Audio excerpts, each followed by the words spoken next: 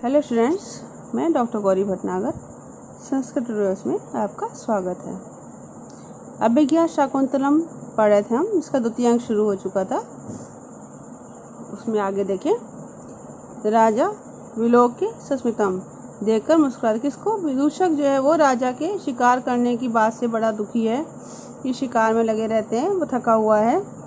तो विदूषक अपनी जगह पे खड़ा है, वहीं से उसको राजा को जय जयकार करता है। तो उसको देख कर मुस्कुराते राजा कहता है, कुतो अयम गात्रघाता, कहते हैं शरीर में इस तरह का, गात्र में शरीर में यह रोग किस प्रकार से हो गया। विदूषक कहता है, कुतः किल स्वयमेव अक्षिणी आकुलीकृत अश्रु कारणम पृच्छसि, कहता है कैसे स्वयं ही आँखों को आकुलीकृत पीड़ा देकर आंसुओं को कारण पूछते हो। मीन्स तुमने स्वयं की तो मुझे पीड़ा दी है, तुम स्वयं ही उसका कारण पूछ रहे हो। राजा कहता है, वैसे ना खलु अवगच्छामि, कहता है मैं नहीं समझा। भिन्न अर्थम अभिधीयताम, स्पष्ट रूप से बताओ। तो विदूषक कहता है, यद वेतसा कुब्जस्य लीलाम विडम्बयति तत्किम आत्मना प्रभावेन अथ नदी वेगस्य। विदूषक फिर से उसको पहेलियां बुझा रहा है। कह रहा है, यद बेसा, जो बेत, कुब्जस्य लीलाम विडम्बयति, कुबड़े की लीला का अनुकरण करता है, कुबड़े के समान झुकने का अनुकरण करता है। कुबड़ा जानते हैं, जिसकी पीठ पर कुबड़ सा निकला होता है, झुक के चलता है, उसके लिखा है। तत्किम आत्मना प्रभावेन, क्या वो अपने प्रभाव से, अथ नदी वेगस, या नदी के वेग से, नदी के प्रभाव से। मतलब कहता है कि नदी के किनारे खड़ा हुआ बेत का पेड़ अगर झुका हुआ है तो क्या वो अपने आप झुक गया, या नदी के जो पानी था उसके वेग से झुका है? आप क्या समझते हो कि वो अपने आप झुक जाएगा? तो कहते हैं कि जो बेत कुबड़े की लीला का, कुबड़े की क्रिया का अनुकरण करता है, तो क्या वो अपने प्रभाव से या नदी के वेग के कारण? राजा कहता, नदी वेगा तत्र कारण, नदी का वेग ही वहां पर कारण है, कि नदी की तेज लहरों के कारण ही ऐसा होता है। विदूषक कहता है, माँ भी भगवान, मेरे भी आप ही कारण हैं। राजा कहता है, कथमी, वो कैसे? विदूषक सरोषण क्रोध से कहता है, तो या नाम राज्य कार्याणि उज्जित्य तादृशांश क्रीडा प्रसादन वंचरैक वृत्तिना भवितव्यम। अब विदूषक कहता है कि तो या नाम, तुम तो राजकार्याणी, राज के राजकार्यों को, और तादृशांच, और उस प्रकार के, क्रीड़ा प्रासादानी, क्रीड़ा महलों को, उज्जित, छोड़कर, वंचरे एक वृत्ति ना भवितव्यम, वंचरों के एकमात्र आचरण, वृत्ति माने आचरण वाले हो गए हो। मीन्स वंचर कौन? वनवासी, वनवासियों के एकमात्र आचरण वाले होकर रहने लगे हो।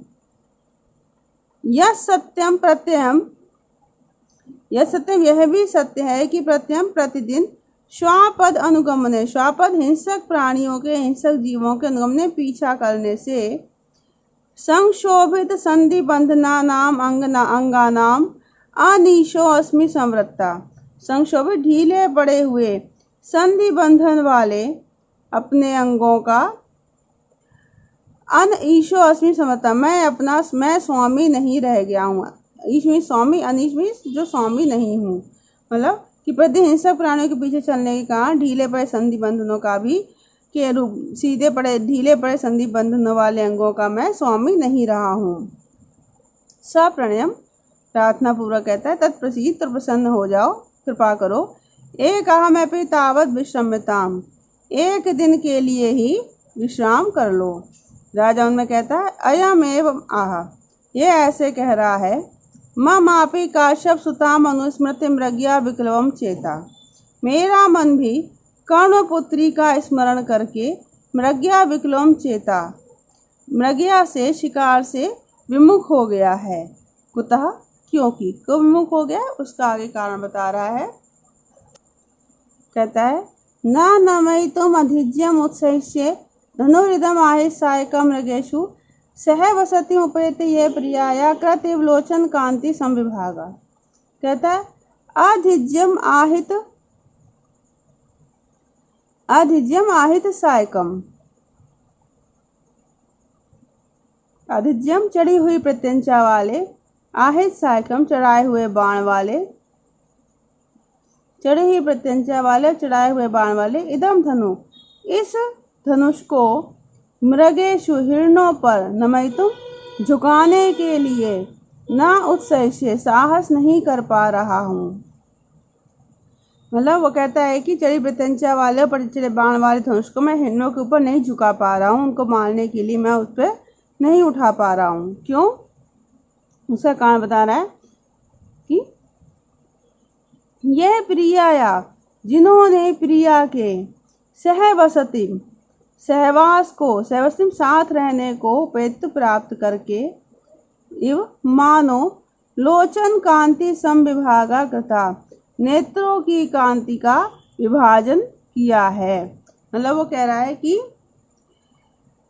मृगों के सुंदर नेत्र देखकर शकुंतला की याद आ रही है उसको। उससे रहता है कि इन हिरणों ने ही तपोवन में साथ रहते हुए अपनी आत्मीयता के कारण शकुंतला को अपने नेत्रों का सौंदर्य बांट रखा है, दे रखा है। तो इस वजह से वो मृगों के ऊपर अपने बाण चलाने में अब असमर्थ है। कहता है अधिज्यम आहे सायकम चढ़ी हुई प्रत्यंचा वाले और चढ़ाए गए बाण वाले, इदम धनु इस धनुष को मृगम हिरणों के ऊपर नमयितुम न उत्साह से झुकाने का साहस नहीं कर पा रहा हूँ।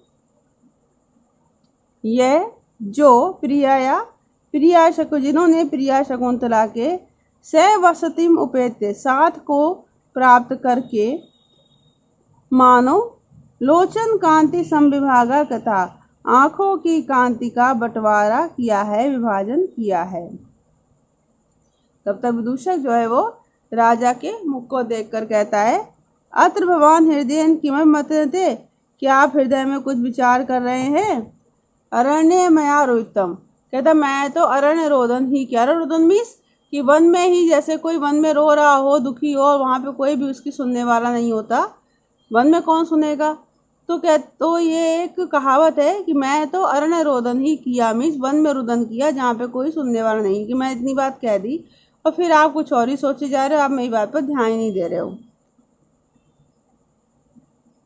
तो कहता है मैं तो अरण्य रोदन ही किया। राजा मुस्कुराते हुए कहता है कि मन्यत, और क्या? अनतिक्रमणीयम सुहृद वाक्यम इति स्थितो अस्मि, मित्र के वचन अतिक्रमणीय उल्लंघन करने योग्य नहीं है, ऐसा सोचकर मैं खड़ा हूँ। दूसरा कहता चिरंजीव दीर्घायु हो, गंतुम इच्छति जाना चाहता है।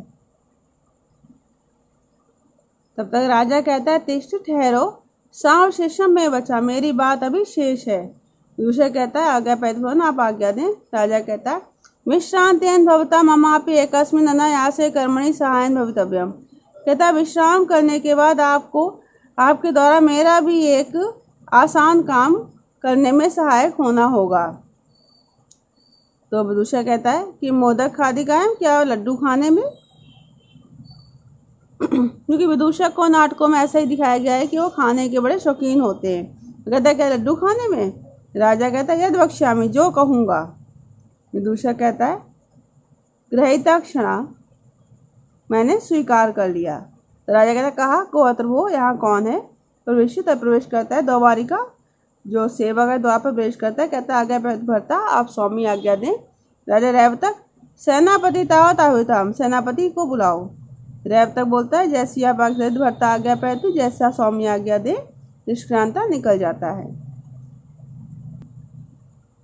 तथा प्रवेशति सेनापति द्वारिका से, तो सेनापति और द्वार पर प्रवेश करते हैं। सेनापति कहता है राजा को देखकर दृष्ट दोषापि मृग्या स्वामिनी केवलम गुणायम समृत्ता, कहता अनेक दोष वाली होने पर भी मृग्या अर्थात शिकार स्वामी के संबंध में केवल गुण वाली ही है। अनेक दोष वाला होने पर भी शिकार खेलना राजा के लिए, स्वामी के लिए एक गुण से युक्त ही है। तथा ही देव, क्योंकि देव मीस महाराज।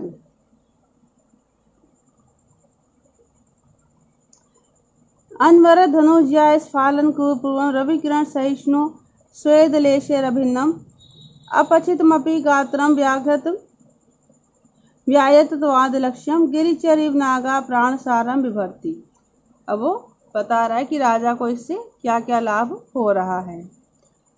यहाँ से उठाएंगे, गिरिचरा नागा एव, पर्वत पर घूमने वाले नागा मीन्स हाथी की तरह। प्राणसारम, प्राणसारम बल रूप सार वाले, प्राणसारम बल रूप सार वाले। गात्रम शरीर को, गात्रम शरीर को, विभर्ति धारण करते हैं।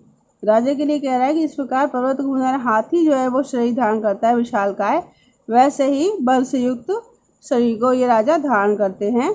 अनवरत धनुर्जया स्फालन क्रूर पूर्वम, अनवरत लगातार धनुर्जया धनुष की प्रत्यंचा को खींचने से, क्रूर पूर्वम कठोर, पूर्व अग्रभाग वाला, रवि किरण सहिष्णु सूर्य की किरणों को सहने वाला, स्वेदलेशे अभिन्नम पसीने की बूंदों से अभिन्नम रहित, अपचितम अपि क्षीण होने पर भी, व्यायत्वाद अलक्ष्यम, व्यायत्वाद विशाल होने के कारण, अलक्ष्यम ना दिखाई देता, दिखाई नहीं देता।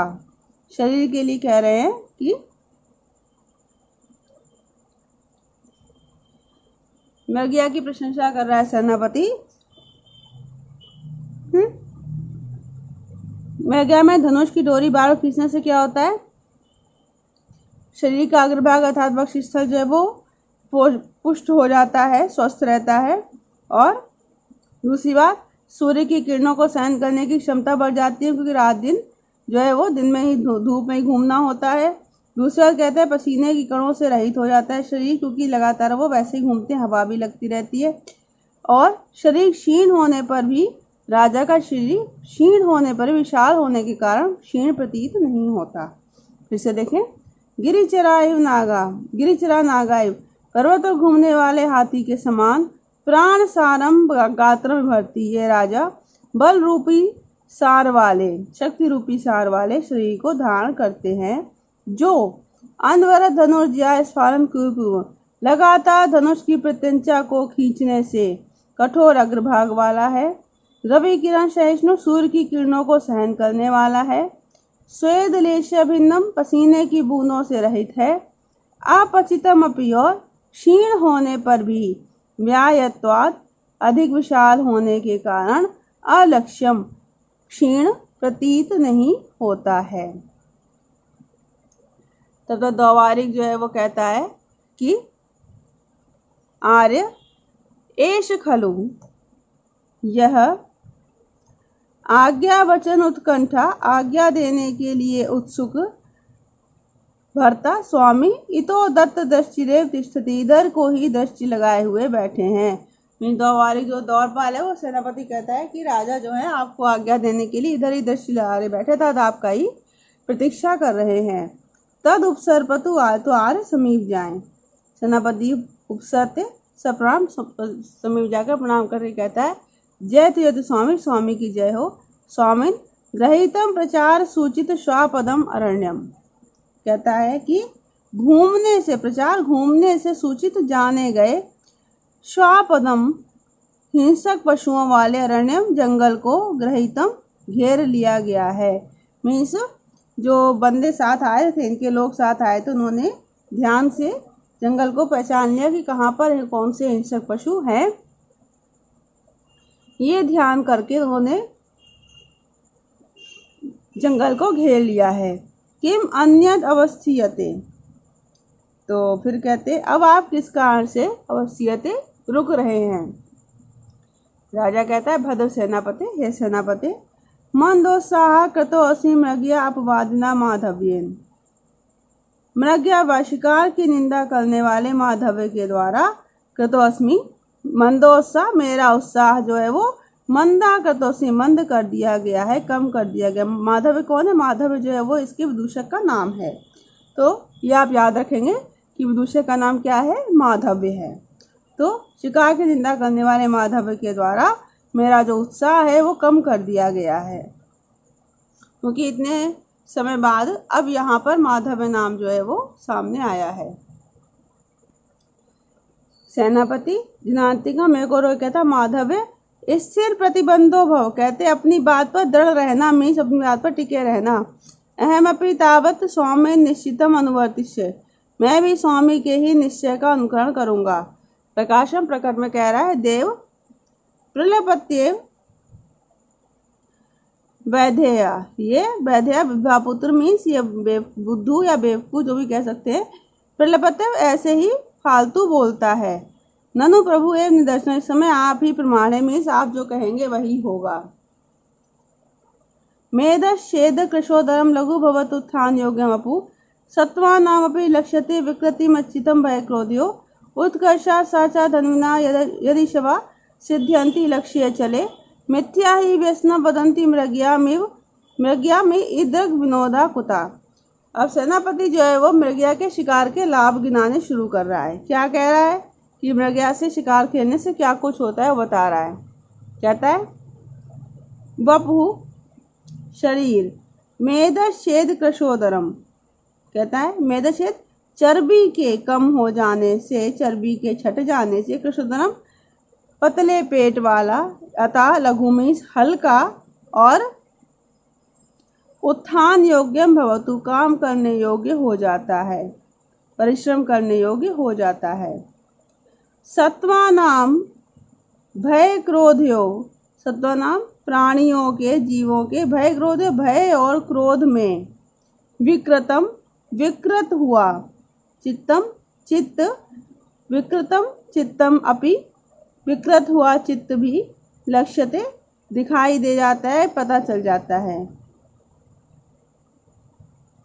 साचा धन्विनाम उत्कर्षा, और यह धनुर्धारियों का उत्कर्ष ही है, उन्नति ही है कि यद जो ईश्वा सिद्ध्यंती लक्ष्य चले, जो चले लक्ष्य, चंचल लक्ष्य पर, ईश्वा सिद्ध्यंती बाण साध लेते हैं। चंचल लक्ष्य कैसे कि भागते हुए पशुओं के ऊपर बाण चला लेते, तो धनुर्धारियों का जो है वो उत्कर्ष ये मीन्स उनकी ये कहना चाहिए कि उनका ये प्रयास ही है या उनकी ये उन्नति ही है जो वो चंचल लक्ष्य पर बाण साध लेते हैं। मृग्या शिकार को मिथ्या ही, व्यर्थ में ही, व्यसना बदंती, व्यसन कहा जाता है, बुरी आदत कहा जाता है। ईदृग विनोदा कुता, इस प्रकार का मनोरंजन कहाँ से प्राप्त हो सकता है। सेनापति जो है उसकी प्रशंसा करा शिकार की कि शिकार खेलने से शरीर जो है वो हल्का और परिश्रम करने योग्य हो जाता है। भय और क्रोध में पशुओं की अनेक प्रकार के मन का, चित्त का पता चल जाता है कि वो किस प्रकार का उनका मन है, चित्त है। और बाण द्वारा चंचल लक्ष्य को बस सिद्ध कर लेने से क्या होता है कि धनुर्विद्या में निपुणता आ जाती है और धनुर्धारियों की जय जयकार होती है, धनुर्धारियों की प्रशंसा होती है।